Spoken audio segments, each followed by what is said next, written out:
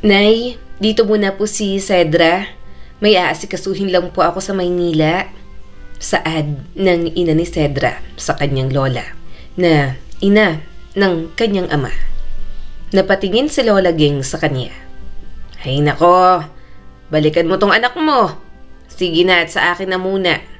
May trabaho ako sa mga Monticello, kaya isasama ko siya roon. Kaya natagpuan na lang ng 10 taong gulang na si Cedra ang sarili na nakasakay sa lumang kotse papunta sa Monticello Estate. Habang umaandar ang sasakyan sa mahabang kalsadang maraming mga puno at halamang maraming bulaklak, hindi maiwasan ni Cedra ang mapangiti. Grabe, Lola, ang daming puno and flowers, parang mga nasa pictures. Napalingon si Lola Geng sa kanya. Cedra, wag kang masyadong maingay doon ha. Baka magalit ang may-ari ng mansyon. At higit sa lahat, dyan sa Monticello, may mga alituntunin tayo. Alituntunin? Ano po yung alituntunin? Bulong ni Cedra. Basta, wag ka na lang malikot kasi hindi ko bahay iyon. Nasa mga Monticello lang ako kasi dun ako nagtatrabaho bilang mayordoma.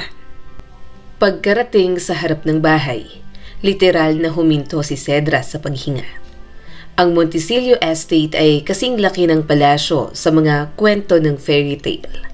Malalapad na hagdan, malalaking bintana, at mga pinto na kasing laki ng pinto ng simbahan. Lola, bakit po ang ganda dito? Parang hindi totoong mundo. Ngunit higit sa lahat, napansin niya ang isang bagay sa tabi ng mansyon. Isang napakalaking flower farm na may nakikita pa siyang mga paru-parong lumilipad.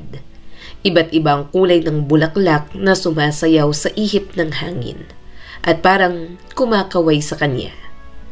Halika na apo, huwag kang masyadong malikot. Ikaw na bata ka, lagot ka sa akin. Hanggang silid lang kita at kusina.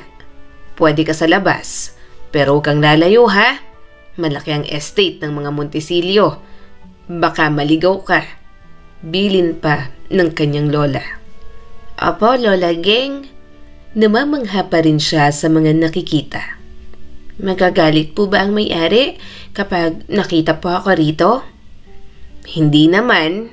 Pinapayagan naman kaming magdala ng kaanak dito. Pero hindi pinapatulog. Isa pa, bago ka pa ihatid sa akin ng nanay mo, nakapagpaalam na ako sa mga amo ko. Kaya payag silang nandito ka. Basta huwag ka lang pakalat-kalat dito. Lalo na sa sala. Maraming mamahaling bangaroon. Tumango na lang siya. Okay po, promise po hindi po ako magiging pasaway. Kinabukasan, maagang-maaga pa, nang muling magising si Cedra sa Monticello Estate. Hindi pa gaanong sumisikat ang araw. Nakabuntot siya kay Lola Geng. Medyo parang hindi siya masyadong nakikinig at nakafocus lang kasi ang mga mata niya sa labas ng bintana. Sa mga bulaklak at damuhan na tila naglalaro sa unang sinag ng araw. Cedra, huwag kang lalayo. Manatili ka sa tabi ko. Babala ni Lola Geng habang naglalakad sa malawak na bakuran. Pero hindi siya nakikinig. Gusto niya lang tanawin ang lahat. Maraming magagandang bulaklak na parang gusto na lang niyang yakapin. Lihim pa siyang pumitas ng isang rosas. Ano kayang ginagawa nila? Bulong ni Cedra sa sarili. Nakaramdam siya ng kakaibang excitement nang makitang parang abala ang lahat. May inaayos sa buong palibot ng bahay na para bang may seremonya. Hindi nagtagal, naririnig niya ang malumanay na mga yapak sa damuhan. Dahan-dahan siyang lumapit sa gilid ng bakuran at tumingin sa malayo. Sa gitna ng mga bulaklak, may ilang matatandang babae at lalaki, nakayapak at may mga dalang bulaklak sa mga kamay. Anong ginagawa nila? Mahina niyang tanong. Napatingin siya sa damuhan, nagulat siya nang makita may mga talulot ng mga bulaklak na nakakalat doon. Napangiti siyang sinundan ang mga bulaklak na yon. Tinapakan niya ng walang sapin sa paa. Habang naglalakad, na-realize niyang paikot lang pala sa bahay ang arrangement petals ng mga bulaklak. Hanggang sa dulo, nakita ni Cedra ang isang binatilyo. Hindi niya gaanong makita dahil sa aninong binibigay ng sumisikat pa lang na araw. Nagkatinginan silang dalawa. Katulad niya ay may hawak din itong bulaklak. "Cedra!" tawag ng kanyang lola Geng. Nabitiwan niya ang bulaklak at agad na lumingon doon. Kinakabahan siyang bumalik sa loob ng mansyon. Pagharap niya kay Lola Geng, masama ang tingin nito sa kanya. "Saan ka nagpunta?" Agad siyang hinila ni Lola Geng. "Hindi ba at sabi kong huwag kang lalayo sa akin? Ang tigas talaga ng ulo mo. Abala ang mga tao ngayon dito dahil sa ritual ni na Sir Nitram at Ma'am Diana. Pagkatapos, ikaw ay pagala-gala lang." Ngumuso na lang si Cedra. Hindi maintindihan ang mga sinasabi ng matanda. "Pasensya na po, Lola. Natuwa lang naman po ako sa mga bulaklak." Maya-maya ay naging abala na sa kusina ang lahat. Nandoon lang siya at naglalaro ng kanyang puzzle. Habang ginagawa yun ni Cedra, narinig niyang nag-uusap ang mga kasambahay. "Alam mo, Berta," bulong ng isang kasambahay, "ang paniniwala ng pamilya Montisilio, ang paglalakad sa gano'n na walang sapin sa paa, ay nagbubuklod sa dalawang taong nagmamahalan at kaligayahan ng bawat kinakasal sa bawat henerasyon ng mga Montisilio." "Talaga? Kaya pala sobrang seryoso nila," sagot ng isa pa. "Mayaman sila pero naniniwala sila sa mga ganyan." Sumagot naman ang kausap nito. "Kaya nga, ang weird. Pero hindi naman mukhang kulto. Nakasanayan na lang siguro nila kasi mula sa ninuno ginagawa na nila. Sinasabing bawat hakbang ay nagiiwan daw ng invisible mark ng pagmamahal at proteksyon. Kung tama ang hakbang, walang sumpa sa pag-ibig ang darating sa pamilya." Kaya pala ginawa yun. Pero 14 years old pa lang si Sir Nitram, diba? Nagsalita muli ang isang kasambahay. "Okay lang yun. First girlfriend naman ni Sir Nitram si Ma'am Diana. Mas bata, mas maganda raw ang ritual para sa mga Montisilio. Saka sabihin na nating mga bata pa sila. May mangyari mang hindi maganda, magkahiwalay, magkakaroon ng iba, sila pa rin hanggang huli. Ipipilit yan ng dalawang pamilya dahil arranged marriage din naman ang nangyari sa dalawa. Saka ano man ang mangyari, naniniwala silang magiging maganda pa rin ang relasyon ni na Ma'am Diana at Sir Nitram dahil nga naisagawa na ang ritual." Walang naiintindihan si Cedra sa pinag-uusapan ng dalawang kasambahay. Hindi niya na rin naman inalam dahil ang pananatili sa estate ng mga Montisilio naging isang malabong alaala na lang ng pagkabata para sa kanya sa pagdaan ng mga taon. Lumipas ang mga taon, hindi na si Cedra ang dating batang babae noon na inosente pa sa mga bagay-bagay. Lumaki na siya. 22 years old at nakatira sa isang maliit na apartment sa Fairview. May trabaho bilang isang personal assistant ng isang artistang si Diana na may ongoing na teleserye. "Cedra, bakit hindi mo pa inaasikaso ang mga need ko para sa interview?" Bulalas ni Diana ang kanyang boss mula sa sala, na para bang world crisis ang hindi agad pag-ayos ng buhok nito. Napakurap si Cedra habang nag-aayos ng scattered makeup kits sa mesa. "Ma'am Diana, inaayos ko na po. Eto na nga Kakadating ko lang galing sa pick-up ng dress mo. Ma'am, kalma. Hindi naman kayo a-attend sa coronation night. Interview lang po yun." Lumingon si Diana at nakataas ang kilay. "Excuse me? Kahit interview lang, dapat flawless ako. One photo, one angle, one wrong lighting. Tapos ng career ko. Ayokong maging meme, Cedra." Napangisi na lang si Cedra ng palihim. Sobrang arte ng kanyang amo. Pero mabait din naman ito. Hindi siya magtsatsaga rito kung hindi galante magbigay ng sahod. Kahit walang project o walang trabaho, pasahod pa rin si Cedra. Bukod doon, pakiramdam niya ay kaibigan ang turing sa kanya ni Diana. Kapag may mga sikreto ito, sama ng loob o masaya, palaging siya ang unang kinakausap. Habang inaayusan ng glam team si Diana, napatingin si Cedra sa malaking TV na naka-on sa background. Nag-i-air na ang teleserye kung saan very dramatic ang lead actress na si Diana. Tingnan mo yan, hirit ni Diana habang nakatingin din sa TV. Ganyan dapat ang makeup ko sa interview ko mamaya. Intense, elegant, mysterious. Maarte pero in a classy way. Sige po ma'am, saad ng makeup artist. Maya-maya ay natapos ng ayusan si Diana. Habang naglalakad papuntang sasakyan, inaabot niya rito ang mga kailangan. Binigyan niya na rin ito ng minifan. May ibang schedule kasi ang glam team ni Diana. Ayaw naman ng amo niya na magpa-makeup sa iba. Kaya pagdating na lang sa studio, tutulungan niya na lang ito na mag-retouch. Tumingin si Diana sa kanya. Nasa ng folder ng cue cards ko, and may bottled water, and may gift para sa host. Cedra, please, tell me you have all of that. Ngumiti siya rito. Dala ko na lahat, ma'am. Pagdating sa building ng station, may napansin siyang mga solid fans na nakaabang. Kaya bilang appreciation, bumaba na sa harap si Diana. Nagpaunlak ng ibang pictures at pumirma ng ilang pictures. I have a live interview later. Support niyo ako ha? I love you all. Malambing na sabi ni Diana na nag-flying kiss pa. Medyo pinagkaguluhan na ito, kaya naman bilang personal assistant, hinila niya na ito sa loob.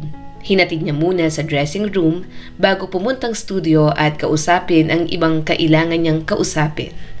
Nakipag-text na rin siya sa manager nito na nandoon na si Diana. Maya-maya ay nagsimula na ang interview. Nakangiti siya habang pinapanood si Diana. Sa lahat ng artista, ang dalaga ang hindi niya masasabing plastic. Sobrang galing pa sa mga bagay na ginagawa nito. Maarte man, pero napakabuti ng puso at nakaka-appreciate pa sa ginagawa ng ibang tao para rito. Pagkatapos ng live interview, kinawayan pa ni Diana ang camera habang nagsasara ang segment.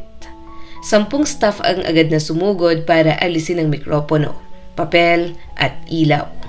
Agad namang lumapit si Cedra para ibigay ang bottled water at malinis na towel. Ma'am, good job, ani Cedra sabay abot ng tubig. Napangiti si Diana, pagod pero glowing pa rin. Anong tingin mo? Okay ba ako kanina? Ma'am, feeling ko kung may competition ng most prepared interview guest, kayong panalo. Biro niya rito. Umirap lang si Diana pero halatang kinilig sa papuri. Ay nako, bola ka na naman. Akala mo naman may salary increase ka dyan. Tara na, gutom na ako. Agad nilang iniwan ng studio at bumaba sa basement kung saan nakapark ang SUV. Tahimik si Diana habang naglalakad-lakad. Tahimik na hindi normal para kay Cedra. Malimit itong maingay, may banat, may reklamo. Pero ngayon ay parang iba ang energy nito. Napakunot ang noo ni Cedra. May problema kaya? Balak niyang magtanong pero naunahan siya. Cedra, bungad ni Diana habang inaayos ang upuan sa likod. Mamaya, may sasabihin ako. Ha? Ano po yon? Tanong niya agad. Later na sa kondo. Saka pumikit si Diana, sumandal at naglagay ng eye mask. Ang tahimik ng biyahe, kahit ang driver ay parang ramdamang tensyon at hindi nangahas magpatugtog. Si Cedra naman, pinipigilan ang sarili para hindi mag-overthink. Iniisip niya kung may nagawa ba siyang mali. May nakalimutan ba siya? May nasabi ba siya kanina? Pagdating nila sa kondo, dumiretso si Diana sa loob at humilata agad sa malaking sofa na kulay cream. Tinanggal lang nito ang sapatos at kinuha ang throw blanket. Saka nag-stretch ng sobra. Ay, I'm dead. I need a minute. Ungol nito. Ngumiti si Cedra kahit kinakabahan. Gusto mo ba ng tea o ng tubig? O dessert? May tirang cheesecake sa ref? Tea, yung mint, and isa namang curtains. Masakit sa matang ilaw. Sinunod niya ang lahat. Mabilis pa sa mabilis. Kapag pagod kasi si Diana, mas sensitive, mas masungit, kaya dapat ay mas maasikaso si Cedra. Pero matapos ang tea, hindi ito nagsungit. Hindi rin nagreklamo. Tahimik lang talaga at parang may iniisip. Tahimik na umupo si Cedra sa single chair sa gilid. Umaasang magsasalita na ang amo. Ilang minuto pa ang lumipas bago nagsalita si Diana. Cedra, hindi ako pipirma sa bagong kontrata pag na-expire na ang last contract ko sa network. Nanlaki ang mata ni Cedra. Ha? Anong ibig mong sabihin, ma'am? Akala ko inaayos ng manager mo ang negotiations mo. May special clause? Higher talent fee? Umiling si Diana. Hindi na ako magre-renew. Saglit na tumigil ang mundo ni Cedra. At bakit naman? Kumunot ang noo ni Diana at halata ang lungkot sa mga mata. Titigil na ako sa showbiz. Napatitig si Cedra. Ano? Ma'am, totoo? As in titigil? Hindi temporary? Hindi break lang? Like, quit talaga? Quit, oo. Titigil talaga at maglalaylo sa public. Sagot ni Diana. Napangiti pero malungkot. Anong dahilan? Tanong ni Cedra. Halos hindi mailabas ang boses. Huminga ng malalim si Diana. Parang matagal nitong tinatago ang sagot. Kasi, yun ang gusto ng parents ko. Ayaw naman talaga nilang mag-enter ako ng showbiz. Ako lang ang mapilit.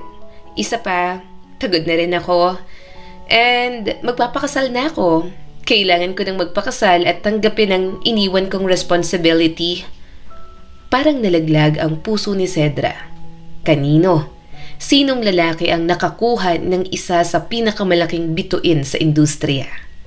Natatakot siya na hindi na maging artista ang kanyang amo.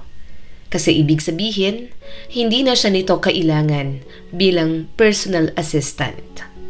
Alam niyang mayaman si Diana bago pa ito pumasok sa industriya. May-ari ang pamilya nito ng isang corporation na gumagawa ng mga dilatang pagkain.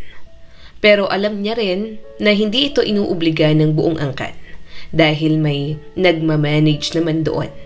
Pero iba talaga siguro kapag mayayaman. Kanino ka magpapakasal? Wala ka namang boyfriend ah?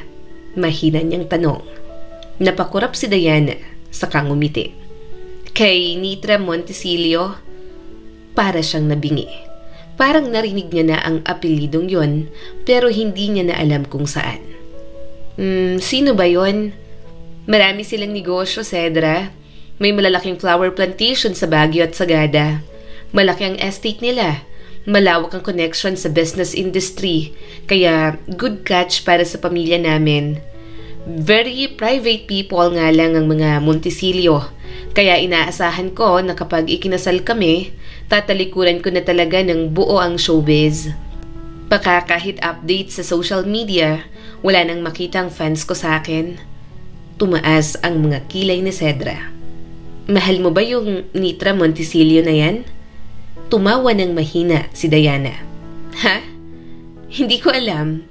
He was my first boyfriend. Mga bata pa kami noon. 1 year lang, then nag-break. Parang puppy love para sa akin. Nang maghiwalay kami, hinayaan lang kami kasi mga bata pa naman kami. Hinayaan kami mag-explore ng mga pamilya namin. Kasi at the end, they expect na kami pa rin hanggang dulo. Kasi hindi lang naman yun ang relasyon namin. Naging kami rin kasi inaasahan din naman na kami talaga. Napilit kami sa isang arranged marriage ng mga pamilya namin. Sakatiwala sila kasi mga Montecillo. There's something weird tungkol sa beliefs nila na hindi ko alam kung totoo. Pero ginawa na rin namin kasi wala namang mawawala. Like for example, sa mga ibang lahi, sa Chinese, may mga bagay na ginagawa sila para mataboy ang bad fortune. Ganon din ang mga Montisilio. May paniniwala sila para maitaboy ang bad fortune sa bawat couple ng mga Montisilio. Hindi agad nakapagsalita si Cedra. Parang may sumabog na fireworks sa utak niya. Hindi niya talaga maintindihan ang sistema ng mga mayayaman. Subalit wala na siyang pakialam. Mas may pakialam siya sa trabaho niya na posibleng mawala. Pero ma'am, dahan-dahan niyang sambit. Paano ko? Ang trabaho ko, kung wala ka na sa showbiz, baka... Napahinto siya at nahihiyang sabihin ang kanyang saloobin. Ayaw niyang magmukhang selfish. Pero totoo naman talagang natatakot siya. Marami pa siyang dapat pag-ipunan. May binabayaran siyang bills, mga naiwang utang ng nanay niya, pang-ipon, pangbili ng bahay. Makapagpatuloy sa college at kahit paano ay makita niya ang mga kapatid niyang iba-iba ang tatay at pinaampo ng kanyang mama sa iba't ibang tao. Siya lang kasi ang naiwan sa kanyang ina. Siya lang ang napanindigan nitong alagaan hanggang sa namatay na lang. Wala na siyang ibang pamilya. Matagal na ring patay si Lola Geng, kaya pakiramdam niya, need niya talagang makita ang mga kapatid. Para kahit papaano, kapag may mga okasyon, may matawag siyang sariling pamilya. At sure naman siyang maliliit pa ang kanyang mga kapatid. Siya kasi ang panganay, kaya pakiramdam niya, responsibilidad niyang siguraduhin na okay ang mga pamilyang napuntahan ng mga ito. Pero bago pa siya tuluyang kabahan, ngumisi si Diana. Cedra, hindi kita bibitiwan. Ha? Tumawa ang kanyang amo. Of course, kukunin pa rin kita. Personal assistant pa rin kita, Cedra, kahit hindi na ako artista. Girl, para na kitang kapatid.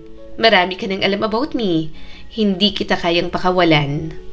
Nanlaki ang mga mata ni Cedra. Talaga? Yes! Tumawa si Diana, sabay palo sa sofa. Akala mo ba, papayag ako na mawala ka? Kung wala ka, sino mag-aayos ng buhay ko? Sino mag-aalaga sa akin? Sino magsasabi sa akin ng totoo kapag pangit ang lipstick ko? Hindi ka lang naman personal assistant. Cedra, you are my most trusted friend. Napahinga si Cedra ng malalim at parang nabunutan ng tinik na 1 taon niyang kinikimkim. Ma'am, salamat. Akala ko mawawala na ako ng trabaho. Ang dami ko pang kailangang pag-ipunan. Alam ko, kaya nga hindi kita pababayaan. Tahimik silang dalawa, pero mas magaan na ang usapan nila. Nalulungkot siya na magkikwit ito sa showbiz.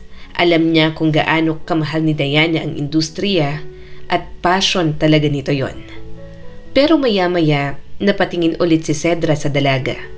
May tanong pa siyang matagal nang nasa isip. Ma'am, may tanong ako pero huwag kang magagalit ha? Napakunot ang noo ni Diana. Ano ba yon? Akala ko po noon may something kayo dun sa director ninyo. Yung sa dating movie project. Kasi parang close kayo masyado. Natahimik si Diana. Umiwas ito ng tingin para bang may isang bagay itong mahirap sagutin. Pero maya-maya ay dinaan na lang sa tawa ng kanyang amo. Wala kaming something. Cedra, hindi ko naman type yon. Sa karinig ko, babaero raw. Tumango na lang siya. Baka nga, nabigyan niya lang ito ng kulay. Kung may relasyon ito sa iba, si Cedra naman ang unang makakaalam. Kaya naman pagkatapos ng ilang buwan, tinapos na lang talaga ni Cedra ang mga kaganapan nito sa showbiz. Unti-unti na itong naglaylo. Tinawag na rin itong The Girl Who Ran Away dahil hindi lahat alam kung nasaan si Diana. Nakikita niya sa social media na maraming nalulungkot na fans. Marami ang naghahanap. Pero tanggap na rin naman talaga ng iba na may mga artista na bigla na lang mawawala sa industry. May mga nawawala at may mga bagong papasok. At ang amo niyang si Diana, alam niyang hindi naman sakim sa spotlight. Saan tayo pupunta, ma'am? Tanong niya kay Diana. Sa bahay muna ng parents ko, Cedra. Gusto nila akong makausap bago pupunta sa Montecillo Estate. Doon tayo maninirahan sa lugar ng fiancé ko. Although, next year pa naman kami magpapakasal because we need to catch up. Siyempre, matagal din kaming hindi nagkita at walang communication ni Nitram. Tumango-tango na lang siya. Wala naman siyang masasabi roon. Personal assistant lang siya ni Diana. Pero kung hihingi ng payo ang dalaga, sasabihin niya rin kung anong alam niyang opinyon niya. Opinionated na tao pa naman si Cedra.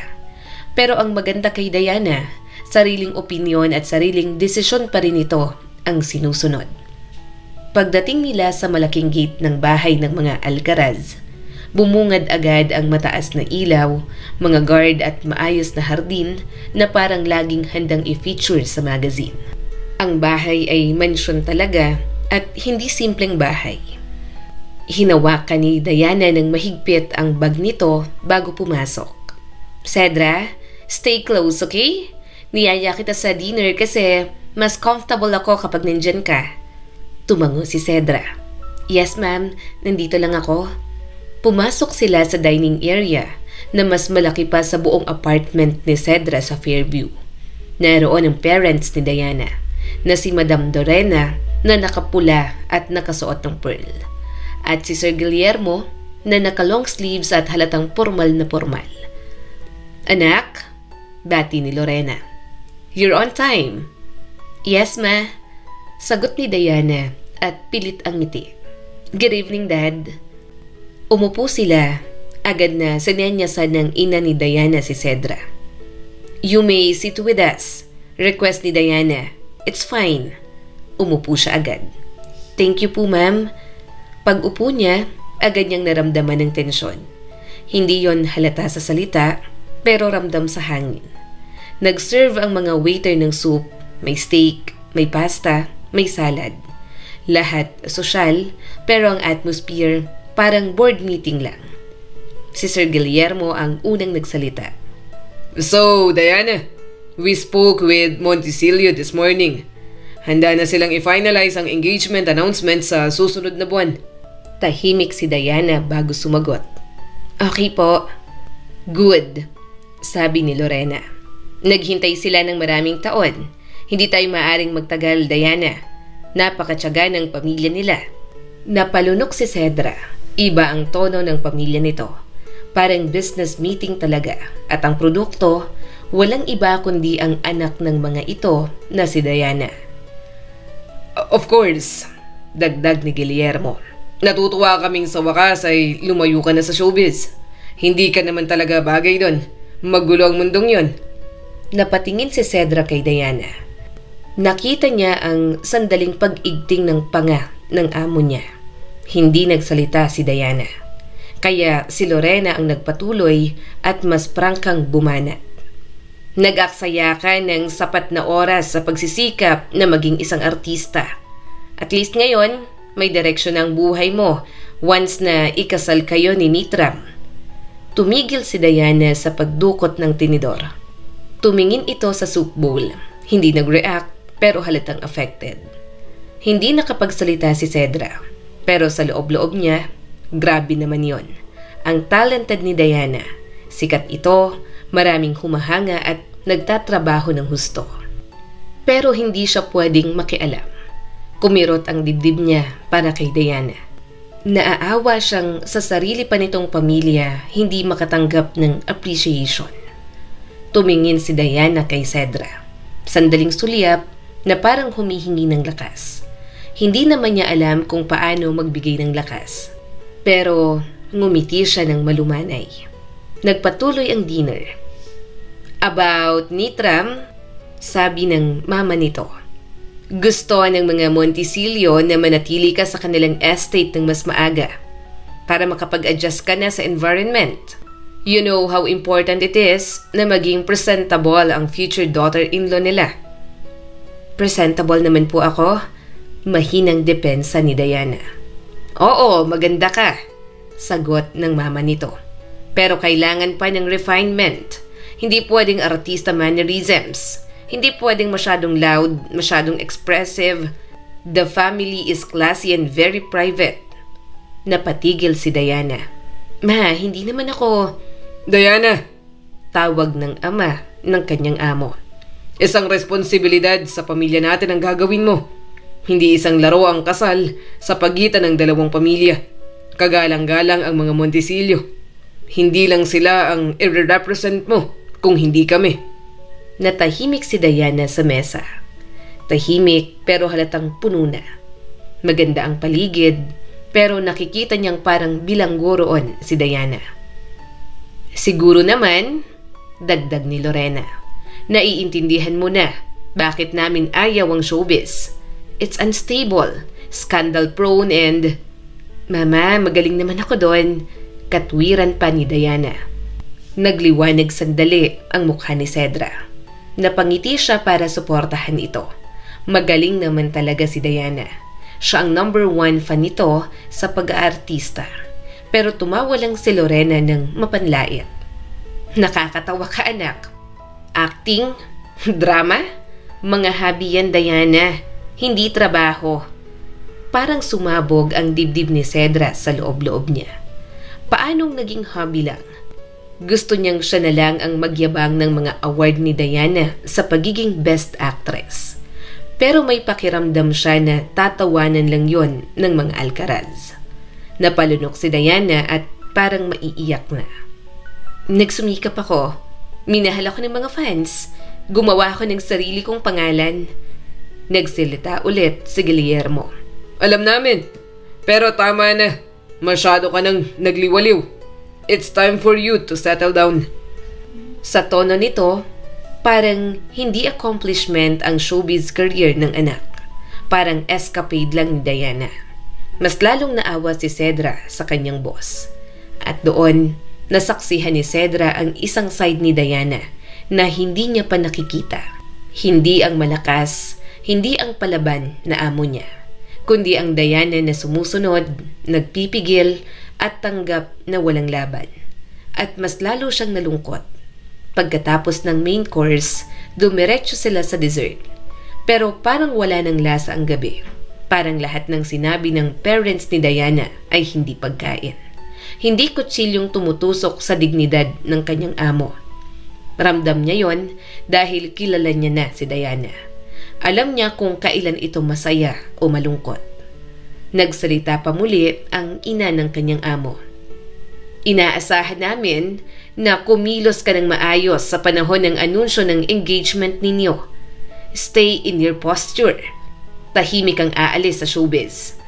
Walang drama, no explanations. Huwag kang mag-post ng mga hindi kinakailangang message. Hayaan mo na lang ang manager mo na mag-explain sa lahat. Hindi tumingin si Cedra kahit kanino.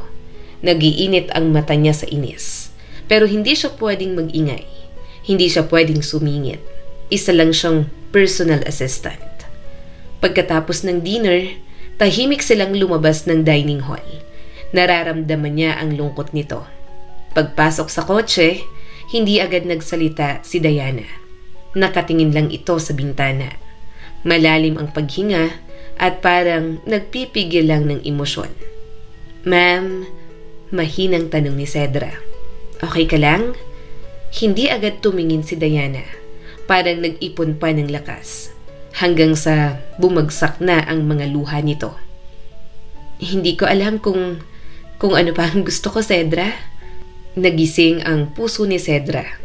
Ma'am, na parang tumingin si Diana sa kamay nito. Pumayag na lang ako kasi ayaw ko nang lumaban. Pagod na ako. Wala naman silang pakialam kung saan ako masaya. Basta kung anong best daw para sa pamilya. Tiningnan ni Cedra ang mukha nito sa dilim ng sasakyan.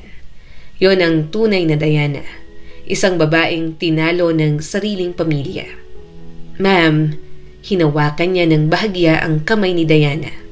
Hindi mo kailangang lumaban mag-isa. Nandito ako.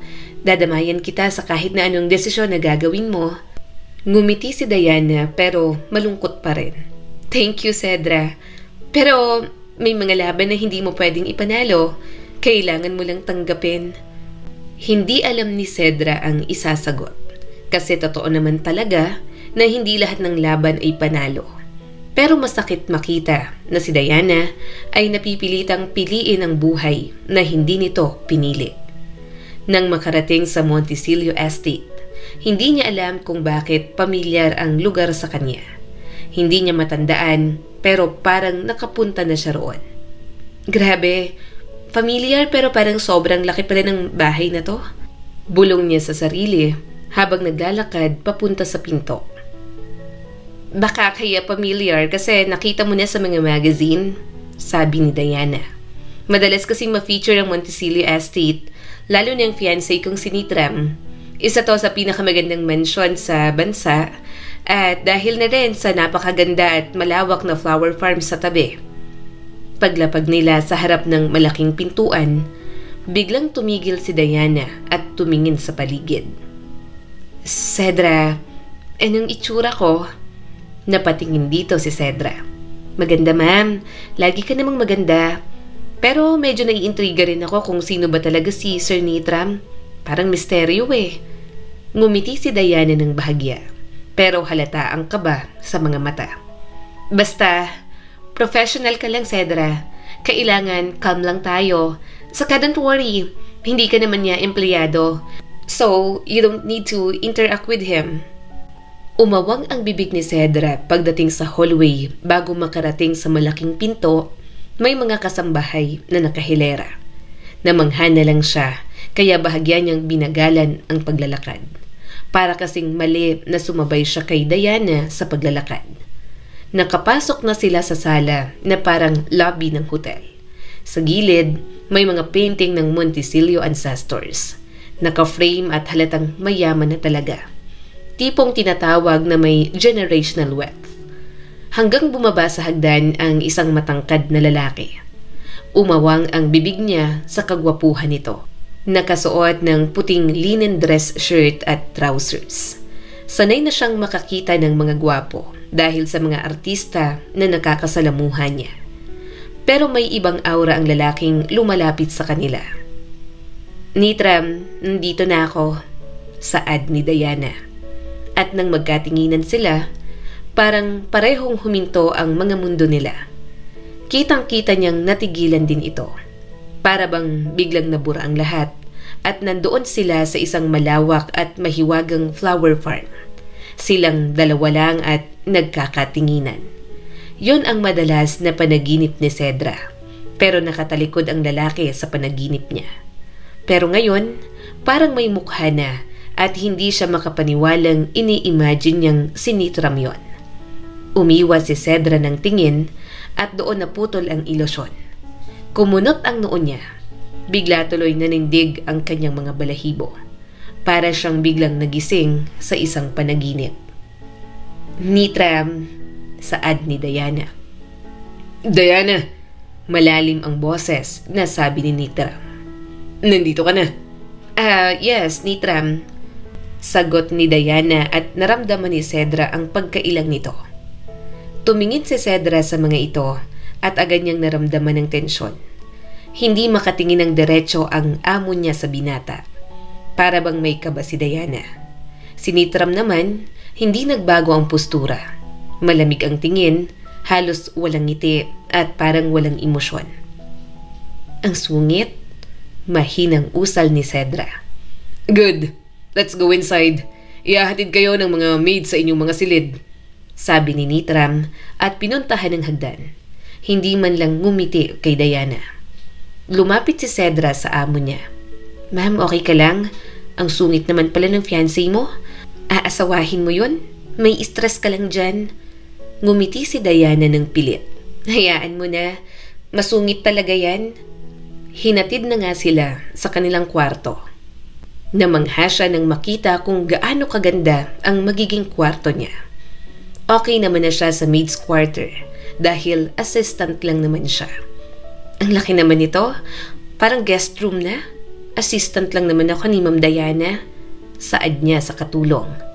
Napangiti naman ang kasambahay. Lahat po ng kwarto dito, ganyan. Kahit kami pong maids, ganito rin po ang kwarto. Dalawa lang po kami kada isang room. Nanlaki ang mga mata niya. Talaga? Hindi nga. Marahang tumango ang kasambahay. Yes po, mababait po at inaalagaan ng mga Montisilio ang mga trabahador nila. Actually, dito po sa estate, may sariling ospital po na pwedeng takbuhan ng mga empleyado. May mga tirahan din po ang mga pamilya namin. Pinag-aaral ang mga anak namin at libre ang bills. Umawang ang kanyang bibig. Namangha siya sa mga Montisilio. Kaya naman pala big deal sa mga Alcaraz na maikasal si Diana kay Nitram. Malaking advantage ang maging isang Montisilio. Maya-maya ay pinatawag na sila para sa dinner. Tinulungan niya pang mag-ayos si Diana. Nang makababa, gusto ni Diana na sumabay siya sa dinner ng mga ito. Pero agad siyang tumanggi. Hindi na ma'am, kayong dalawa lang ang nasa dining table. Nakakahiya. Saka para naman makapag-catch up kayo, doon na lang ako sa kusina. Makikipag-chismisan ako sa mga kasambahay. Saad ni Cedra dito. Bago pa siya makaalis sa dining area, nakita niya nang pumasok si Nitram. Saglit na nagtagpo ang kanilang mga mata. Hindi niya alam kung ngingiti siya, pero nginitian niya pa rin. Pero malamig at seryoso pa rin si Nitram. Kaya ang ending, naging ngiwi na lang ang ngiting yon.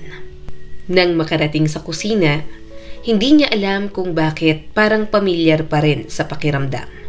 Sobrang dami niyang iniisip, inaalala, pero hindi niya naman maalala. Kaya tiningnan niya na lamang ang mga bulaklak sa labas na naniliwanagan ng buwan. Lumabas siya at naglakad-lakad. Sa tagal niya roon, marahil ay tapos nang mag-dinner sina Diana at Nitram. Mahilig kasi talaga siya sa mga bulaklak. Nagsimula noong 10 years old siya at dinala siya ni Lola Geng. Nanlaki ang mga mata niya at tiningnan ang paligid. Oo, natatandaan ko na. Dito ako dinala ni Lola Geng noon. Dito siya nagtatrabaho. Lumapit siya at tiningnan ang mga kasambahay na alam niyang matagal na roon. Abala ang mga ito sa paglilinis sa kusina. Manang Sika, may kilala po ba kayong Geng? Si Lola Geng na dating mayordoma po rito? Tanong ni Cedra at nananabik na agad. Kumunot naman ang noo nito. Paano mo nakilala si Geng? Napakagatlabi si Cedra at hindi napigilang tumawa. Apo po ako ni Lola Geng. Kung natatandaan niyo, may bata siyang dinala po rito. Ako yun, si Cedra. Apo ni Lola Geng? Nanlaki ang mga mata nito. Ikaw, apo ka ni Geng? Abay, ang laki mo na. Opo. Tuwang-tuwa siyang nakipagkwentuhan sa mga ito. Hindi niya alam na makakabalik pa siya sa mga Montisilio.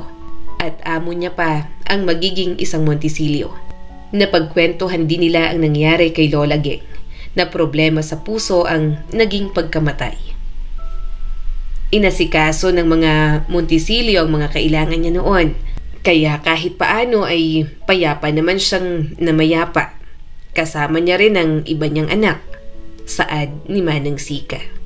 Marahan siyang tumango. Nalulungkot siyang hindi nakapunta sa libing ng kanyang Lola Geng. Hindi na kasi siya nakabisita. Nang mga panahong yon, nagkandaletse-letse na ang buhay ng mama niya at kanyang mga kapatid. Naloko ang mama niya kaya hindi nakapag-abroad. Palaging minamalas sa mga kinakasamang lalaki. Pinaampun na nga ang mga kapatid niya at nagpakamatay na lang din sa huli. Masyadong malungkot kaya hindi na rin niya gaanong naisip na si Lola Geng na ina ng kanyang totoong ama. Masaya akong makita ka ulit, Cedra. Hindi ako makapaniwalang ikaw ang apo ni Geng na kasama niya rito noon. Nakangiting sabi ni Manang Sika. Ano? Boses yon ni Nitram. Muntik na siyang mapatalon sa gulat. Hi sir. Mataman siyang tiningnan nito. Ikaw? Apo ka ni Lola Geng? Sumagot si Manang Sika. Oo, Sir Nitram. Siya yung batang dinala dito noon ni Geng at nanatili lang ng ilang araw. Si Cedra po. Sinong mag-aakala na assistant na pala siya ngayon ni Diana? Tumaas ang mga kilay ni Nitram pagkatapos humingi ng tubig. Okay. Pagkatapos sabihin yon, umalis na agad ang binata. Napabusangot tuloy siya. Parang ewan yun. Tumawa naman si Manang Sika. Ganon talaga yon. Simula bata pa'y masungit na talaga. Siya ang panganay sa 4 na magkakapatid, pero kahit na masungit mabait naman yan. Tumango-tango na lang siya. Wala naman siyang pakialam kay Nitram. Nandoon siya para kay Diana at hindi para rito. Sa mga lumipas na araw, napansin niya ang pananahimik ni Diana. Parang wala itong gaanong magawa kundi ang mag-cellphone, mag-swimming sa hot spring at maglakad-lakad. Ang ganda ng body mo, Cedra. Papuri sa kanya ni Diana nang magsuot siya ng 2-piece bikini. Natawa na lang siya. Nakakapag-bikini lang naman ako dahil sa'yo, pero kung hindi kita kasama, naka-t-shirt at shorts lang ako. Nagbababad silang dalawa nang biglang dumating si Nitram. Tumayo siya at binigyan ng moment ang mga ito. Sunod naman ang tingin sa kanya ni Nitram habang nagsusuot siya ng robe. Maya-maya ay nag-usap lang ang dalawa. Wala pa yatang 10 minuto, inis na umahon si Diana. Iniwan doon si Nitram na parang malalim ang iniisip. Kaya naman, bilang assistant ni Diana, sumunod siya sa kanyang amo. Isang araw, sinabi naman ni Diana na gusto nitong mag-gardening. Agad siyang natuwa. Gusto niya rin kasing humawak ng mga halaman. Well, sinabi sa akin ni Nitram na dapat may alam ako sa flowers. Saad ni Diana. Pero nakakainis pa rin talaga. Akala mo kung sinong malinis. Marami rin naman siya naging babae sa mga nagdaang taon. Casual thing pa nga yung sa kanya. At least ako, I have serious relationship. Siya, puro pangkama lang ang mga naging babae niya. Napalingon siya rito. Bakit ba kayo naghiwalay dati? Sabi mo naging kayo naman, 'di ba? Kahit puppy love lang, naging kayo pa rin ng mga dalagita at binatilyo lang kayo. Napansin ni Cedra na hindi magkasundo ang mga ito. Para bang palaging nauuwi sa matinding sagutan. Kaya naiisip niya na kung seryoso ba ang mga pamilya ng mga ito na ikasalang dalawa. Parang hindi na magkakasundo. Napakagatlabi si Diana. Bitter lang si Nitram. I know it's wrong, pero kasi nagloko ako. Nagkaroon ako ng ibang boyfriend habang boyfriend ko siya. Nanlaki ang mga mata niya. Ano? Sinubukan pang i-justify yon ni Diana. Mga bata pa naman kami noon. And masisisi mo rin ba ako? Napaka-boring yung boyfriend. Kahit puppy love lang yon na sa amin noon, wala akong nakikitang effort sa kanya. Parang he expects everything will be okay for us. Kasi nga engaged naman kami formally at may ginawa namang ritual sa amin na pinaniniwalaan ng family niya. Pero I doubt that ritual. Parang hindi naman gumana.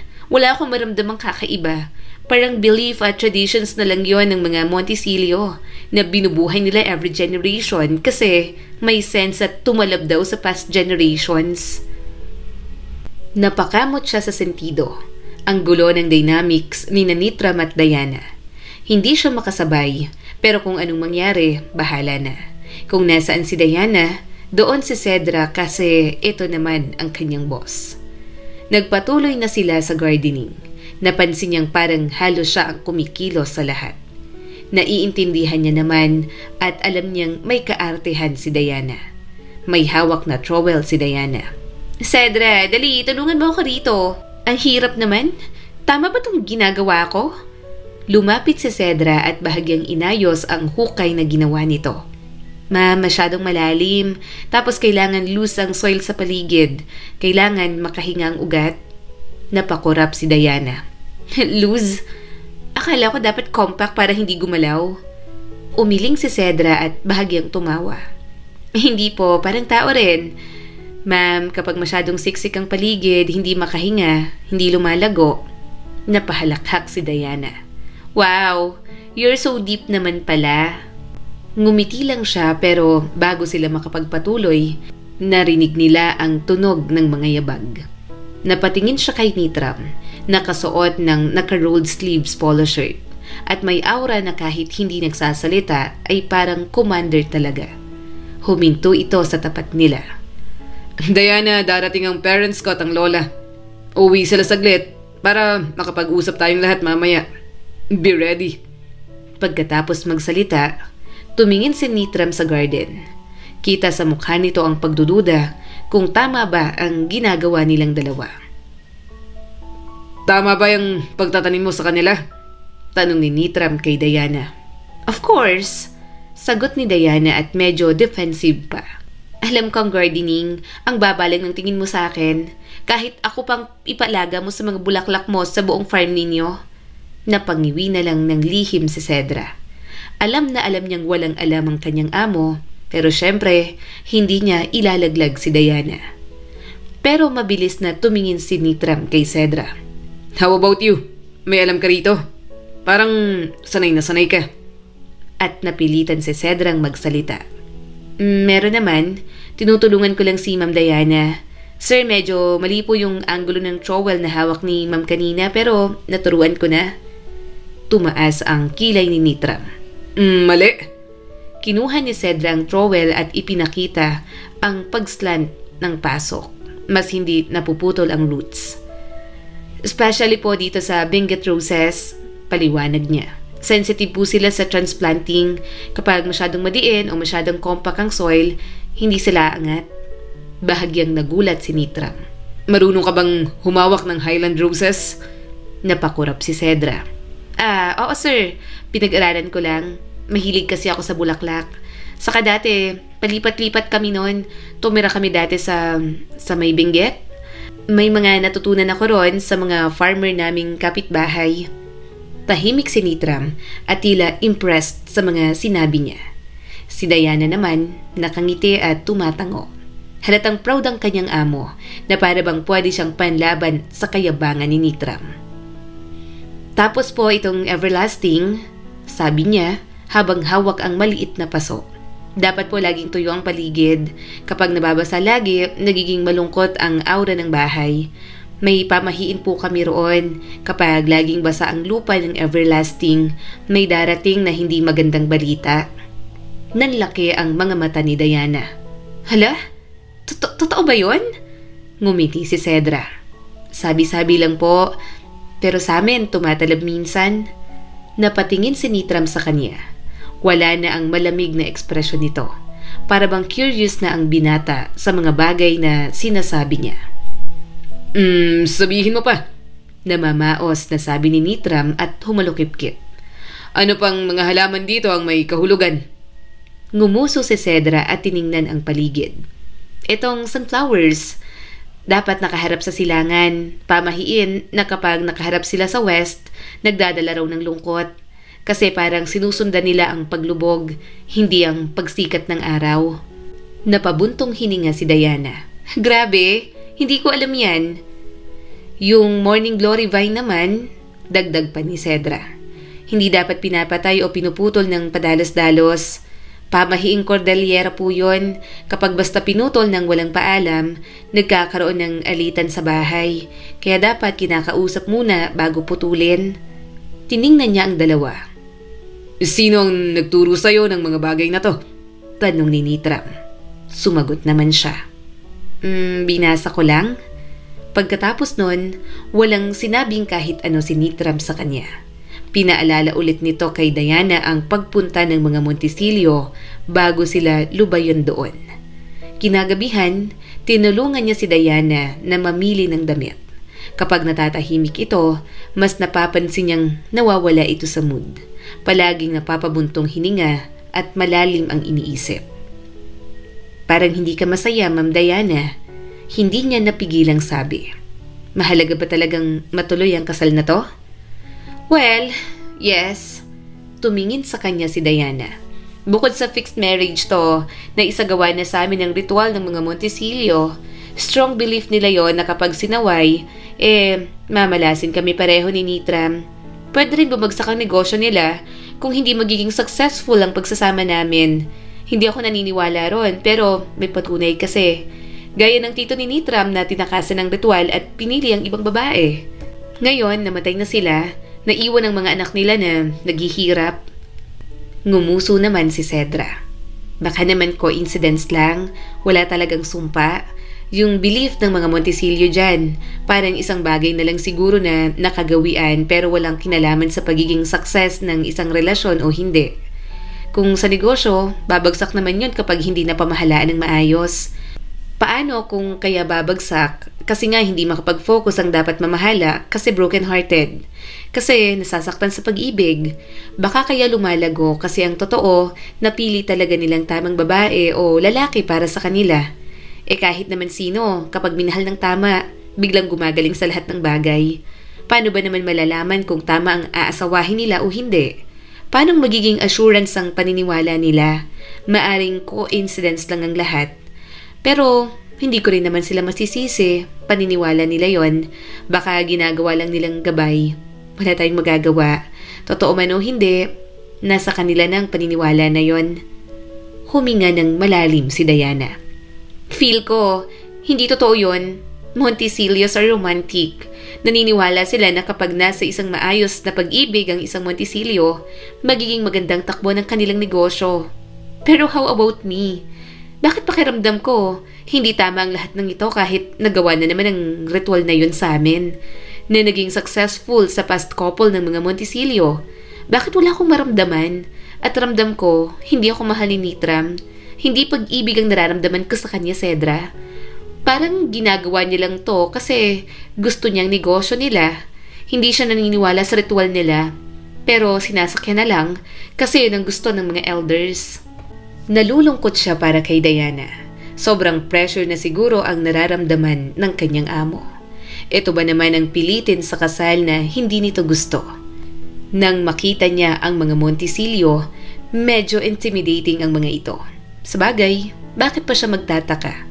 Intimidating din naman si Nitram at hindi siya makapaniwala na naniniwala pa ang mga ito sa mga ritual na nakasanayan ng mga ninuno ng mga ito. Kulto siguro sila na may generational wealth ng past life nila. Pero para sa isang kulto ang hopeless romantic naman nila. Natatawa niyang sabi dahil yun pa talaga ang kanyang naisip. Nauna na siyang matulog. Nakakain na rin naman kasi siya. Nagising lang si Cedra sa isang panaginip.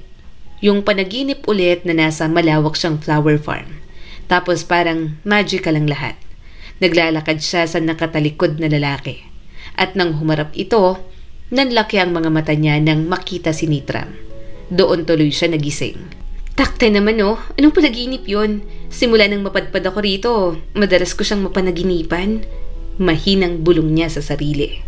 Pagkatapos nun, hindi na ulit siya makatulog. Pumunta siya sa kusina para kumuha ng gatas. Medyo nagulat pa siya nang nandoon si Nitram. Umiinom ito ng alak. Hindi ka makatulog? Anong gusto mo? Tanong nito sa kanya. Napakamot si Cedra sa sentido. Oo, hihingi lang ako ng gatas. Tumayo si Nitram at ito na ang kumuha ng gatas sa refrigerator. Pinagsalin pa siya sa baso kaya medyo nahiya pa siya. Salamat. Ubusin mo para masarap ang tulog mo. Namamaos at malambing na sabi ni Nitram. Inubos niya naman agad yon. Pinunasan niya rin ang bibig. Pero nagulat siya nang dumampi ang hinalaki ni Nitram sa taas ng labi niya. Sabay punas doon ng naiwang gatas. Anak, anong ginagawa mo? Tanong ng ina ni Nitram. Napalingon siya roon kaya nawala ang kamay ni Nitram sa kanya. Good evening, madam. Hindi bumati pabalik ang ina ni Nitram. Mataman lang siya nitong tiningnan na para bang tinitiri siya. Kaya lumingon na lang siya sa binatang naabutan niyang nakatingin pa rin sa kanya. Anak, kakausapin kita, sabi pa ng ina ni Nitram. Kaya para hindi makaistorbo, mabilis niyang hinugasan ng baso. Bago siya makaalis doon, narinig niya pa ang pagbati ng binata ng goodnight. Tumango na lang siya at nagmamadaling umalis. 3 araw na ang lumipas mula noong dumating ang ibang Montecilio. Umalis din naman kasi agad ang mga ito dahil may kailangang asikasuhin. Tahimik na ulit ang buong Montecilio estate. Wala talaga siyang magawa. Hindi niya na mapanindigan ang pagiging personal assistant ni Diana.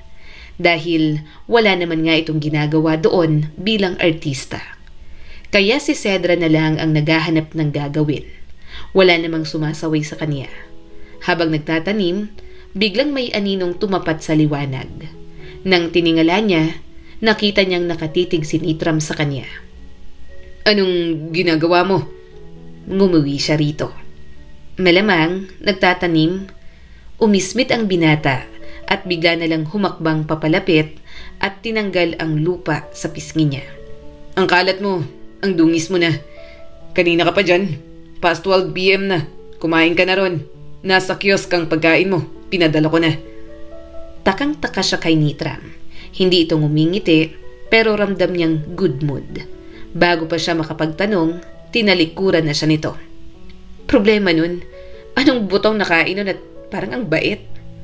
Hindi na lang niya pinansin at inisip pa. Sa mga lumipas na araw, napansin niyang tila nakikipaglapit sa kanya si Nitram. Pero hindi niya naman yun binibigyan ng mali siya dahil nagtatanong lang naman ito tungkol sa mga bulaklak. Isang araw, nagdidilig siya ng mga bagong tanim na everlasting. Grabe, bakit parang kakaibang paligid ngayon? Bulong niya sa sarili habang inaayos ang hose. Narinig niya ang marahas na pagbukas ng pinto ng terrace. Lumabas doon ang isa sa mga house staff na si Ate Lori. Cedra, wala si Ma'am Diana. Nasaan siya? Napasinghap naman si Cedra. Aha? Saan nagpunta? Nasa kwarto lang yon. Kung aalis siya, ipapatawag ako nun. Hindi niya kaya ng walang kasama kapag lumalabas? Napailing si Ate Lori. Hindi namin alam. Umalis nang hindi nagpapaalam. May iniwang sulat para kay Sir Nitram? Nalaglag ang hose mula sa kamay ni Cedra. Napatakbo tuloy siya papasok. Ayaw niyang maniwala kasi paanong iiwan siya ni Diana sa bahay ng mga kultong Montisilio. Pagpasok, nandoon si Nitram. Nakatayo, nakapamulsa, ngunit halatang masama ang loob. May hawak itong nakatiklop na papel. May nangyari ba? Kinakabahang tanong ni Cedra. Hindi agad sumagot si Nitram. Umigting lang ang panga nito. Umalis ang amo mo. Anong ibig mong sabihing umalis siya? Napalunok si Cedra. Alis? As in alis? Ngayon? Bakit? Saan siya nagpunta? Sabi sa sulat. Pinasa ni Nitram ang papel pagkatapos ay tumingin sa labas at naninigas ang mga balikat. Sumama na siya sa iba. Ayaw niya nang magpakasal sa akin. Binasa niya ang sulat. Nitram, I'm sorry. Hindi ko na kaya to. Nahulog na ako sa iba. May mahal na akong iba. Sinubukan kong mahalin ka pero ang hirap mong mahalin mula nun hanggang ngayon. Hindi ko alam kung anong kamalasan ang daranasin natin pareho pero wala na akong pakialam. Gusto kong magkaroon ng sarili kong choice. Gusto kong makasama ang taong totoong minamahal ko. Please don't look for me. Kakausapin ko ang mga magulang ko kapag may lakas na ako ng loob na bumalik. Goodbye, Diana. Nanlumo si Cedra. Hindi dahil sa relasyon ni Nitram at Diana. Hindi naman sila close. Pero dahil sa isang malupit na katotohanan na wala na siyang boss. At hindi niya alam kung ano ang gagawin. Ngayong iniwan siya ng walang paalam sa mga Montisilio. Hindi na napigilan ni Cedra ang sarili. Ikaw ang may kasalanan nito, Sir Nitram. Palagi mong pinaparamdam kay Ma'am Diana na wala siyang halaga. Ayaw niya na tuloy magpakasal sa'yo. Kung gusto niyang manloko, hindi ko kasalanan yon. Malamig na putol ni Nitram. Hindi niya lang naman to isang beses na ginawa. Bakit? Sa tingin mo ba, ako ang may mali palagi? Wala siyang mali. Sinubukan kong mahalin siya pero naghanap pa rin siya ng iba. And who are you to say that? Wala kang alam. Namilog ang mga mata ni Cedra. Hindi niya na napigilan ang sarili. Wala na siyang kakampi roon. Siguradong palalayasin na siya. Huminga ng malalim si Nitram. Ang tanging iniisip ko lang, yung tungkol sa ritual. Hindi ko alam kung dapat ba akong maniwala ron. Pero kung hindi magiging kami hanggang dulo, baka malasin kami pareho. Kumunot ang noo ni Cedra. Yan pa rin ang iniisip mo? Pasensya ka na ha, pero ang yaman nyo at mukha naman kayong mga normal. Ang lakas nyo lang makakulto. Halatang na-offend ang binata sa kanya. Ano?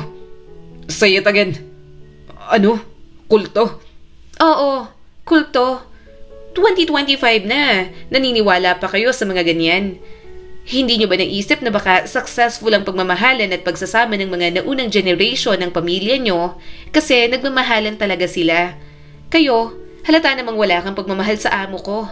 Napipilitan lang din ang amo ko sa'yo. Saad niya rito at hindi na natatakot.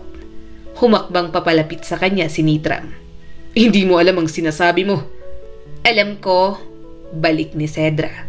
Nilakasan ng loob kahit nanlalamig na ang palad. Kasi nakita ko, ramdam ko, kahit sinong tao mararamdaman yon, lalo na si Ma'am Diana. Bakit parang wala kang pakialam? Bakit parang lagi kang nakatingin sa kanya na para bang mali siya? Para bang istorbo siya? Hindi sumagot si Nitram. Tumikhim lang ito at tumingin sa paligid. Parang gusto nitong lumayo pero hindi makagalaw. Hindi makasagot dahil halatang guilty. Nasapo na lang niya ang noo. Hindi niya alam kung bakit naiipit siya sa dalawa. Gusto niya lang naman magtrabaho ng matiwasay, pero yon at iniwan siya ni Diana nang walang paalam. Nag-walk out na lang siya sa harap ni Nitram. Hindi naman ito ang boss. Wala siyang pakialam dito. At wala na rin naman siyang gagawin doon. Aalis na siya kasi wala na si Diana. Mukhang matitigil muna ang pag-iipon niya. Maghahanap siya ng ibang trabaho pag uwi niya. Pagpasok sa kwarto, kinuha niya na ang kanyang mga gamit. Hila-hila niya ang maleta pababa. Kaso, bigla siyang hinarangan ni Nitram. Saan ka pupunta? Tanong ni Nitram na para bang hindi obvious ang gagawin niya. Napairap siya rito. Malamang, aalis na. Wala naman dito si Ma'am Diana. Wala na akong trabaho. Uuwi ako at maghahanap ng ibang trabaho. Hanapin mo si Ma'am Diana. Total, takot kayo sa sumpa, di ba? Kaya nyo na yan. Kulto naman kayo. May superpowers kayo. Gumilid siya at doon sana dadaan pero humarang na naman si Nitram. Kaya kitang bigyan ng trabaho. Bahagya siyang natigilan at tiningnan ang binata. Anong trabaho? Ikaw, kahit anong gusto mo. Natawa naman siya roon. Sure ka? Gusto mo akong bigyan ng trabaho? Pagkatapos ng mga sinabi ko sa'yo at sa pamilya mo? Napalunok si Nitram. Yes, well, napagtanto ko na may punto ka. Mahalaga lang sa akin ang negosyo at wala akong pakialam sa mga corny na pag-ibig na yan. Baka nga hindi ko siya sinubukang mahalin. Kasi ang totoo, wala naman talaga. Sinet ko lang talaga sa utak ko na siya at walang ibang choice kasi si Diana ang gusto ng pamilya ko para sa akin. Pero ngayon, gusto ko nang pumili. Gusto ko ako nang magdesisyon sa tamang babae para sa akin. Nanlaki ang mga mata ni Cedra. Gusto kong magmahal. Namamaos na sabi ni Nitram. Magmahal ng totoo, ng puro. Gusto kong magmahal kung paano mahalin ng lolo ko ang lola ko. Kung paano mahalin ng papa ko ang mama ko. Gusto ko ng ganung pag-ibig sa babaeng mamahalin ko. Napakamot na lang si Cedra sa sentido. Hindi niya alam kung bakit siya napasok sa gulong yon. Bakit ba siya ang nakikinig sa problema ni Nitram at Diana sa pag-ibig? Malay niya sa problema ng mga may love life. No boyfriend since birth nga siya. Kapag may crush, hanggang artista lang. Hindi pa siya nai-in love, kaya wala siyang alam. Gusto niya lang naman magkaroon ng trabaho, magkaroon ng maraming pera at makapag-ipon. Yun lang. Anong trabaho ang pwede sa akin dito? Kaya bang tapatan ng sahod ko kay Ma'am Diana? Tanong niya rito. Bahagya itong napangiti. Doble pa kung gusto mo. Pwede ka rin maging assistant ko. Pwede ka rin tumulong sa farm since mahilig ka sa mga bulaklak at halaman. Kahit ano, bahala ka. Kumunot ang noo ni Cedra. Hindi niya alam kung dapat ba siyang maniwala. Nakakagulat na ganoon ang pagtrato ng masungit at malamig na boss. Pero dahil mukha siyang pera, tinanggap niya yon. Mahirap maghanap ng trabaho. Bukod doon, kapag may opportunity, hindi na talaga niya pinapalampas. Nagsimula na nga si Cedra sa pagiging assistant ng binata. Pero parang hindi naman siya nito kailangan. May secretary naman kasi ito. Kaya na rin ni Nitram ang sarili. Kaya para hindi naman sayang ang pinapasahod sa kanya, siya na lang ang namimili ng susuotin nito. Nagluluto ng pagkain at yun din naman ang ginagawa niya kay Diana noon. Ito ang gusto mong suotin ko. May pigil ng ngiti sa mga labi ni Nitram nang iabot niya rito ang isang polo. Tumaas ang kilay ni Cedra. Oo, suotin mo. Alam mo, feel ko, hindi mo naman kailangan ng assistant. Hindi ko alam ang gagawin ko. Sa tabi lang kita. Kahit wala ka nang gawin, okay lang. Mas lalo siyang naguluhan sa sinabi nito pero hindi niya nalang masyadong inisip. Ako na rin ang nagluto ng pagkain mo. Mamaya kapag nasa opisina ka at nasa trabaho, mas kailangan mo ang secretary mo. Kaya sa garden muna ako tatambay. O kaya sa flower farm, doon mo na lang ako hanapin. Tumango na lang na parang bata si Nitram. Siya nga pala, aalis ako. Uwi ako sa amin. Binyag ng anak ng kaibigan ko. Kinuha akong ninang. Imporma niya rito. Ngumuso naman ang binata. Kailan ka uuwi? Kailan ka babalik dito? Baka hindi ka na bumalik. Bahagya siyang natawa. Hindi pa nga ako nakakaalis. Baka mga 1 linggo. Bala ko rin kasing bisitahin ang 2 kong kapatid na pinaampon. Basta babalik ako. Dito ako nagkakapera eh. Bakit hindi naman ako babalik? Dumating na nga ang araw ng kanyang pag-alis. Halatang bad trip si Nitram. Iniisip niyang baka dahil sa trabaho. Inuobliga rin siya na mag-text at nag-update. Pati social media niya, kinuha na rin para ma-message siya roon. Hinayaan niya na lang. Boss niya ito, kaya wala siyang choice. Sa binyag, enjoy na enjoy siya. Lalo na sa mga palaro, palagi siya ang trip kasi wala pa siyang asawa. Tinutokso rin siya sa isang single doon. May isang laro nga na hanapin ang pin sa damit ng lalaki habang nakapiring. Hirap na hirap siyang maghanap. Napaluhod pa nga siya. Sa may singit lang pala ng lalaki ang pin. Wala namang mali siya sa kanya yon. Ang mahalaga, manalo sila. Pagkatapos ng araw na yon, nag-post ng pictures at videos ang kaibigan niya. Nakatag lang siya roon. Sa mga lumipas na araw, binisita niya ang 2 niyang kapatid. Pasalamat siya na naging maayos ang mga ito sa poder ng mga umampon. Pagbalik niya sa Montecillo Estate, nakangiti siya at medyo good mood talaga. Namili pa nga siya ng mga pasalubong para sa mga kasambahay na kaibigan niya roon. Nagdala siya ng cassava cake at kutsinta. Nakangiti pa siya nang biglang sumigaw si Nitram. Umuwi ka pa? Agad na kinabahan si Cedra. Sir, bakit? Galit ka? Tama namang bumalik ako ah. Hindi ako sumobra ng araw. Pero galit pa rin ang binata at naiinis na tiningnan ang kutsintang mga hawak ng kasambahay at ang box ng cassava cake na ubos na. Ang saya-saya mo na wala ako. Happy ka? Maraming lalaki ron. Manlalaki ka pa. May paluhod-luhod ka pa ron. Hindi mo man lang naalala na mag-update sa akin. Pasensya na. Medyo natawa pa siya. Oo, enjoy nga ako. Oo rin, maraming lalaki ron. Maraming single. Tinutokso nga nila ako. Mas lalong nagalit si Nitram at napamura pa. Nanlaki ang mga mata ng mga kasambahay sa sinabi ni Nitram. Si Cedra naman, gulong-gulo sa mga sinasabi ng binata. Hindi niya maintindihan ang tinutumbok nito. Nagulat na lang siya nang bigla itong nag-walk out na parang timang. Kaya yon at magdamag niyang inisip. Sinubukan niyang kausapin kinabukasan pero umiiwas si Nitram. Parang ewan lang na nagtatampo sa kanya. Wala naman akong ginawang mali. Reklamo ni Cedra at padabog na umakyat. Baliw ba yun? Basta na lang akong inaway. Anong gusto niya? Hindi ako mag-enjoy dahil empleyado niya ako? Ang corny niyang kulto siya. Buisit! Cedra! Tawag sa kanya ng isang kasambahay. Pinapatawag ka ni Ma'am Camila sa study room. Medyo nagulat siya roon.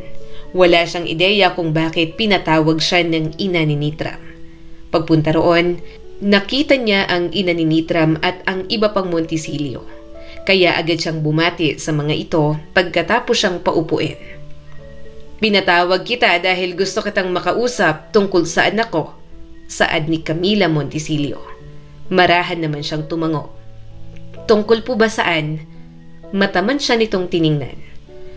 Napapansin ko na napapalapit na si Nitram sa'yo. Umalis ang fiancé niya at hindi namin alam kung nasaan siya. Pero gumagawa na kami ng paraan para mahanap.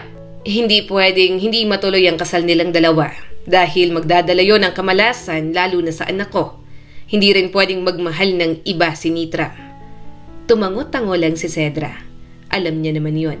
Pero hindi niya alam kung bakit sinasabi pa sa kanya. Wala naman siyang kinalaman doon. I have an offer. Bibigyan ka namin ng 5 milyon, saad ni Camila Montecillo. Nanlaki ang mga mata ni Cedra. Po? Bakit po? Bibigyan ka namin ng pera, pero ipangako mo sa amin na aalis ka rito at hindi na magpapakita pa kay Nitram. Medyo natigilan siya at tiningnan ang mga ito ng maigi. Hindi siya makapaniwala na bibigyan siya ng 5 milyon para lang layuan ang anak ng mga ito. Hindi niya maunawaan. Pero pera na yon. Kailangan niya ng pera. Ang dali lang ng pinapagawa. Lalayo lang pala kay Nitram. Basic na basic yon sa kanya. Gawin niyo na po kayong 10 milyon? Hirit pa ni Cedra. Nanlaki ang mga mata ng Montecillo. Napasapo sa noo ang lola ni Nitram. Ang mama naman ng binata halatang disappointed sa kanya. Bahagya siyang natawa. Naguguluhan man siya pero hindi niya tatanggihan ang alok na pera. Pera ang sagot sa lahat para kay Cedra. Hindi mo mahal ang anak ko? Tanong ni Camila. Umawang ang bibig ni Cedra. Abay, hindi po. Bakit ko naman po mamahalin si Sir Nitram? Boss ko lang po yun. Saka fiancé niya si Ma'am Diana. Napatayo ang ina ni Nitram. Oh, my poor son. Hindi mo pala mahal. Tapos inakit-akit mo. Doon na siya naliwanagan. Hindi siya makapaniwala at napatayo na rin. Hindi niya alam kung saan nakuha ng mga Montecillo ang mga pinagsasasabi ng mga ito. Mas naintindihan niya na kung bakit siya inaalok ng pera. Teka lang po, madam. Bahagya siyang natawa ulit. Ano po bang sinasabi ninyo? Hindi ko po inaakit ang anak ninyo. Wala po akong gusto kay Sir Nitram. Wala rin siyang gusto sa akin. Akala ko naman galante ang pamilya nyo na wala na kayong magawa sa pera ninyo kaya namimigay kayo. Kasi ang akin lang, okay naman sa akin na layuan ko si Sir Nitram. Yun naman po pala, iniisip nyo na inaakit ko po ang anak ninyo? Lilinawin ko lang po, wala po akong gusto sa kanya, hindi ko po siya inaakit. Pero kung okay pang offer nyo, tatanggapin ko po. Kasi hindi po ako magsisinungaling. Need ko po ng pera. Madali lang po sa akin ang ipapagawa nyo na layuan po ang anak ninyo. Anong sinabi mo? Boses yon ni Nitram. Napalingon silang lahat sa pinto. Nagulat ang mga Montecillo at naging defensive agad nang makita si Nitram. Si Cedra naman, napangiwi at napakamot na lang. Kasi kung narinig nito yon, edi goodbye 10 million na. Nag-offer kayo kay Cedra para layuan ako? Galit na tanong ni Nitram. Nagsalita naman ang lola nito. Apo, hindi mo pwedeng piliin ang babaeng yan. Engage ka na kay Diana. Mamalasin kayo. Mamalasin ka at idadamay mo rin siya. Mag-isip ka ng mabuti. Hindi na yon inintindi ni Cedra. Malay niya ba sa issue ng mga ito? Ang iniisip niya, yung 10 million na sana'y matuloy pa rin. Okay siyang layuan si Nitram. Go siya roon. Pero nang hinila siya bigla palabas ni Nitram, mas lalo nang naging abo ang 10 million na kanyang ninanais. Hoy, teka lang Sir Nitram, kausap ko pang pamilya mo, sabi niya rito. Pero nasa gitna na sila ng garden nang bigla siya nitong hinarap. Talagang tatanggipin mo yon para lang layuan ako? How dare you? Nanlaki ang mga mata ni Cedra. Anong how dare you? 10 million yon? Bigay ko pa sa'yo lahat ng pera ko. Huwag mo lang akong layuan. Bulalas ni Nitram. Medyo natigilan siya sa sinabi nito. Iniisip ni Cedra kung baliw na ba ito. Sa bagay, mukhang baliw na nga ang mga Montecillo. Kulto nga ang tingin niya sa mga ito. Pero nawala ang mga iniisip niya nang makitang naluha si Nitram. Nakakainis ka. Alam mo ba yon? Umiwas ng tingin ang binata. Pumunta ka sa binyag ng anak ng kaibigan mo. Ang saya-saya mo ron. Tuwang-tuwa ka naman na pinapares ka sa mga single doon. Paluhod-luhod ka pa sa harap ng mga lalaki mo. Hindi mo malang ako inisip. Ang nararamdaman ko. Ni pagsuyo, hindi mo ginawa. Umawang ang bibig ni Cedra. Teka lang. Ano bang sinasabi mo? Bakit naman kita susuyuin? Bumalik ang naiinis nitong tingin sa kanya. Of course. Kailangan mo ko suyuin kasi gusto kita. Gustong gusto kita. Sobra-sobra na. Nakakabaliw ka. Ang manhid-manhid mo, Cedra. Hindi na siya nakapagsalita. Napasinghap na lang si Cedra at tinitigan ang nanghihinang si Nitram. Kaya naman pala nag-offer ng ganoon ang mga Montisilio dahil may gusto ito sa kanya. Hoy, hindi kita inakit. Sira ulo ka. Sabi niya rito nang maalala ang sinabi ng mga Montisilio. Hinawakan ni Nitram ang siko niya. Kaya nga ako naiinis. Hindi mo na nga ako inaakit. Manhid ka nga. Tapos gusto mo pang tumanggap ng pera para layuan ako. Sa tingin mo papayag ako? Kapag lumayo ka kahit magtago ka, hahanapin kita. Bumilis ang tibok ng puso ni Cedra. Para siyang pipi.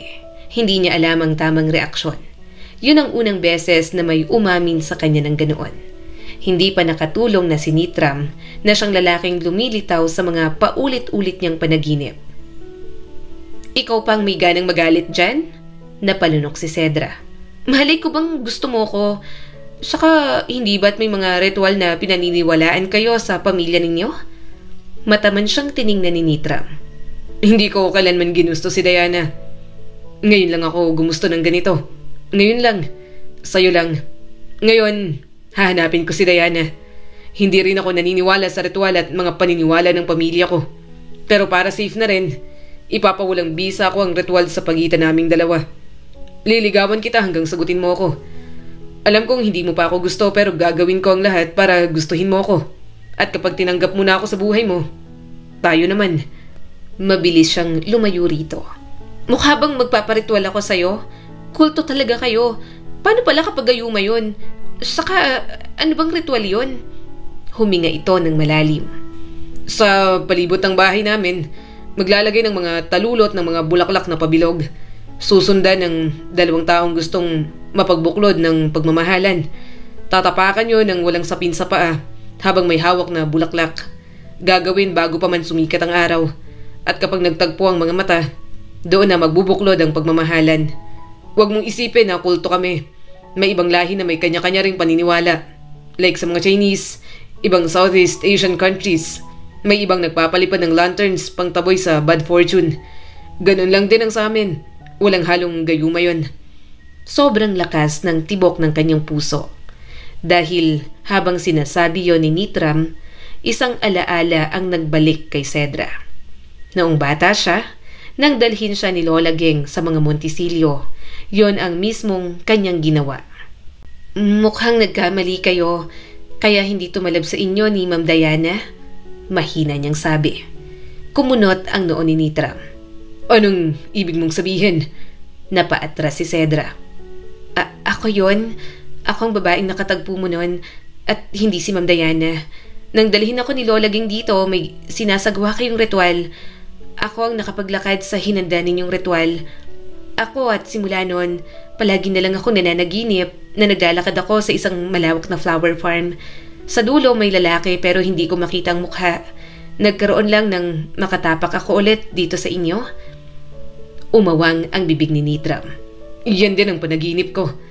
Nanlaki ang mga mata niya. Sinasabi ko na nga ba eh. May sakulto kayo? Pero hindi ganun yun. Sabi pa ni Nitram. Confident ako na wala man o merong ritual. Gusto kita. Gustong gusto kita, Cedra. Nagkatinginan silang dalawa. Parang sasabog ang dibdib niya. Sa mga lumipas na buwan na nandoon siya, palagi niya lang pinapaalala sa kanyang sarili na fiancé pa rin ito ni Diana. Pero ang totoo, nahuhulog siya kay Nitram. Patay mali siya lang talaga siya sa mga ginagawa nito dahil ayaw niyang magkasala. Ayaw niyang magmahal ng taong ipinangako na sa iba. Maghahanap ako ng paraan. Hahanap ako ng paraan para mapawalang bisa ang ritual na yon. Napalunok si Nitram at halatang determinado na may mapatunayan. At kapag nawala na ng bisa yon at gusto pa rin kita, hahayaan mo akong ligawan ka. Patutunayan ko na hindi dahil sa ritual itong nararamdaman ko. Hindi kami kulto, hindi gayuma, walang kahit na anong hiwaga.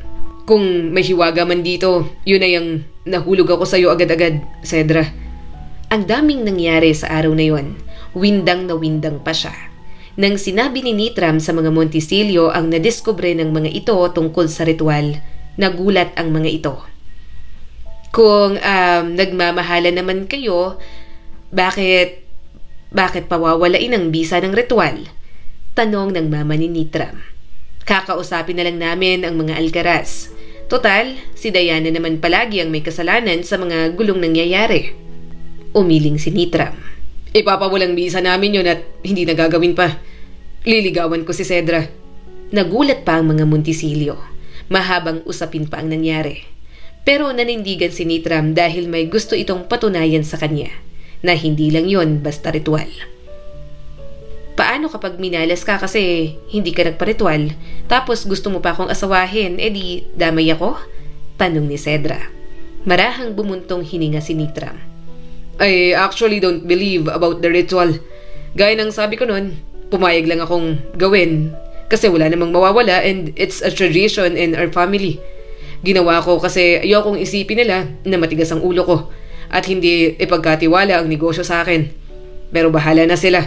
Kahit ibigay nila sa mga kapatid ko ang pamamahala rito, wala na akong pakialam. Kailangan kong patunayan sa sarili ko at sayo na walang kinalaman ang nakasanayan naming tradisyon sa nararamdaman ko sayo. Na kahit hindi natin gawin yung ritual, hindi tayo mamalasin. Gusto kong patunayan sa angkan ko na coincidence ang mga yon. Ang mga kamag-anak naming sumuway ay minalas. Gusto kong maging living proof na tayo ang hindi makaka-encounter ng bad luck kahit na wala yon.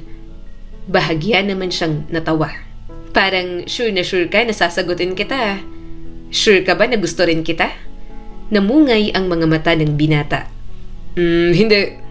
Pero aasa ako kasi gagawin ko ang lahat para maging pareho ang nararamdaman nating dalawa. Tinawanan na lang niya yon. Mabuti na lang, marunong magtago ng feeling si Cedra. Sa mga lumipas na araw, naghanap na nga ng paraan si Nitram na mapawalang bisa ang ritual sa kanilang dalawa. Madali lang naman. Pinagputi lang silang dalawa at pinaligo sa tubig na may honey at maraming rose petals. Hindi niya pa nga maintindihan noong una, pero ginawa na lang niya ang mga pakulo at paniniwala ng mga Montisilio. Ano, wala ka nang gusto sa akin? Tanong ni Cedra. Medyo kinakabahan pa kasi ang totoo, parang may nararamdaman na siya. Pakiramdam niya ay nagkamali siya at hindi talaga yon dahil sa ritual. Namungay ang mga mata ni Nitram at inilapat ang noo sa balikat niya. Paano na? Wala na, diba? Gusto pa rin kita, Cedra. Parang mas tumindi pa nga yata. Huminga na lang siya ng malalim. Mukhang wala na siyang takas.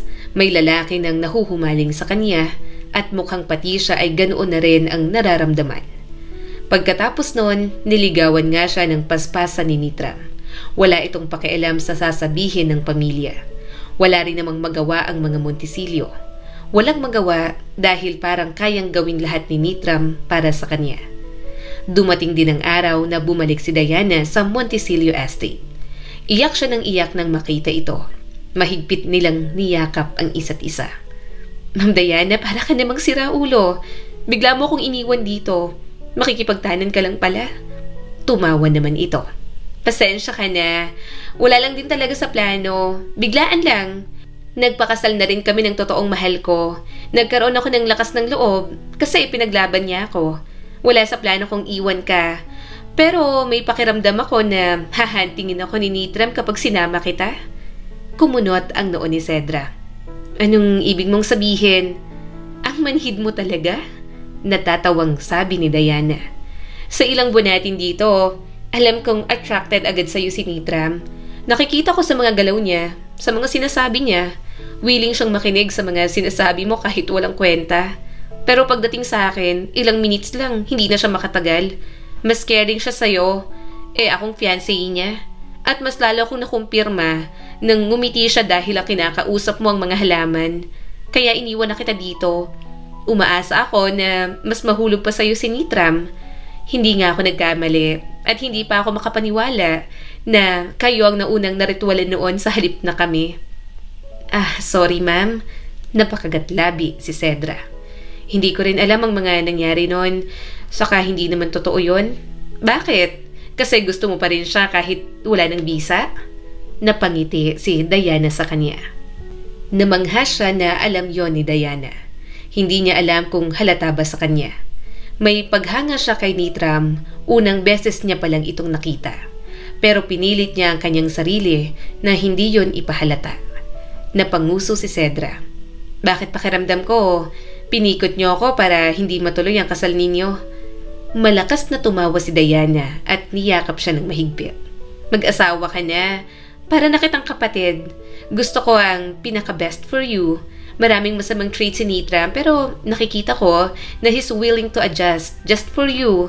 Down bad ang walang hiyang yun sa'yo. Pinahirapan pa ako. Matagal niyang pinag-isipan kung sasagutin niya na ba si Nitram. Hindi naman dahil mayaman ito ay okay na. Mukha siyang pera pero mahalaga pa rin sa kanya ang mapapangasawa. Subalit, sino bang hindi mahuhulog sa katulad ni Nitram? Tama si Diana. Willing itong mag-adjust para sa kanya. Ang laki rin ng pagbabago nito. Hindi na masungit at palagi nang nakangiti, lalo na kapag kasama siya. Sana, alam mo na kapag sinagot kita, asawa ng hanap ko at hindi lang basta boyfriend. Sambit ni Cedra. Hindi napigilang mapangiti ni Nitram. Gustong gusto ko nga yung gusto mo. Hinihintay ko na lang naman ang sagot mo. Huminga siya ng malalim. Sabi mo, hindi natin gagawin ng ritual kasi may gusto kang patunayan. Paano kung totoo pala? Paano kung malasin tayo? Paano kung maging tragic ang kwento nating dalawa? Hinaplos nito ang kanyang mukha. Kung mauwi man sa kamalasan ng dulo, hindi pa rin ako magsisisi. Kasi bago ang lahat ng yon, alam ko sa sarili ko na minahal kita. Na kahit bigyan ako ng maikling panahon, nasulit ko pa rin na kasama ka. Pero syempre, alam kong hindi mangyayari sa atin yon. Naniniwala ako sa nararamdaman natin para sa isa't isa at mas naniniwala ako sa Diyos na magbubuklod sa atin kapag tinanggap mo ko. Walang kahit na anong ritual o sumpa ang mas makapangyarihan kaysa sa tadahanang ibigay sa atin ng Diyos. Kaya sana magtiwala ka sa akin. Magtiwala ka sa Kanya. Nahahayaan niya tayong maging masaya. Tama si Nitram. Wala nang mas makapangyarihan sa lahat kundi ang Diyos. Kaya para saan pa ang kanyang mga takot? Sige, magpakasal na tayo, sabi ni Cedra at agad na niyakap ang binata. Gusto sana kitang tanggihan kasi ang weird ng pamilya mo. Pero ang hirap na magpanggap na hindi ka kamahal-mahal kasi ang totoo, nalampasan mo ang lahat ng expectations ko sa isang pag-ibig. Ipinaglaban mo ako, may pinatunayan ka sa akin, at nanatili pa rin ang nararamdaman mo. Kaya sige at mamahalin din kita sa kung paano mo ako mahalin. Simula ng araw na yon, hinanda na nga sila para sa kasal. Masaya siya dahil nandoon ang mga kapatid niya na pinahanap pala ni Nitram. Kaya ng araw ng kasal, labis ang pagtangis niya nang mayakap ang mga kapatid. Nang mag-asawa na sila, hindi na muna sila nagplano na magkaroon ng anak. Hinayaan siya ni Nitram na matupad ang pangarap niya na makapagtapos ng college. Naging matyaga sa kanya palagi ang asawa niya. At nang makagraduate siya, doon pa lang nila plinano na magkaroon ng anak. Lola, ano pong ginagawa ninyo? Tanong ng apo ni Cedra. Napangiti naman siya sa kanyang apo. Naglalakad sa gitna ng mga bulaklak na ito hanggang sa matagpuan ng lolo mo. Ito ang madalas naming panaginip dati. Kaya nalaman namin na kami ang para sa isa't isa. Maglalakad ako habang nakakalakad pa. Inalalayan siya ng kanyang apo sa isang kamay. Ang isang kamay naman ni Cedra may hawak na tungkod. Nang makarating sila sa dulo, nakita niya ang kanyang asawa na kulubot na ang balat. Wala na ang mga ngipin, puti na ang buhok pero napakagwapo pa rin para kay Cedra. Napatunayan natin sa kanila, walang sumpa. Hindi kailangan ng ritual, mahal ko. Nanginginig ang labi na sabi ng kanyang asawa. Nanginginig din ang tawa ni Cedra at niyakap si Nitram. Walang malas, walang nasira, walang nawala. Alam mo kung bakit? Kasi labis mo kong minahal at inalagaan. Mahal na mahal kita. Masaya akong tumanda kasama ka. Habang sumisikat ang araw, kahit bahagyang nanginginig ang mga tuhod, isinayaw pa rin siya ng kanyang asawa. Yun ang pinaka-sweet na bagay na palaging ginagawa ni Nitram sa kanya. Hindi man sila sikatan ng araw sa susunod, May mauna man sa kanilang mamayapa. Wala silang pagsisisihan ni Nitram dahil alam ni Cedra na ang mga buhay na ginugol nila sa isa't isa ang mahiwagang regalo na binigay sa kanila ng may kapal. Ang kwentong ito ay nagpapaalala sa atin na maikli lang ang ating buhay sa mundong ito. Kaya hindi natin kailangang gugulin ng ating mga oras ang mga bagay na hindi totoo. Tandaan din natin na hindi lahat sa ating buhay ay nasusunod palagi ayon sa ating plano. Minsan may mga plot twist na ibibigay sa atin ng Diyos para makamtan natin ang masayang wakas na nakalaan para sa ating lahat. Muli, ako po si Skylar Guro at sana ay may bago na naman kayong natutunan sa kwento natin ngayon. Maraming salamat po.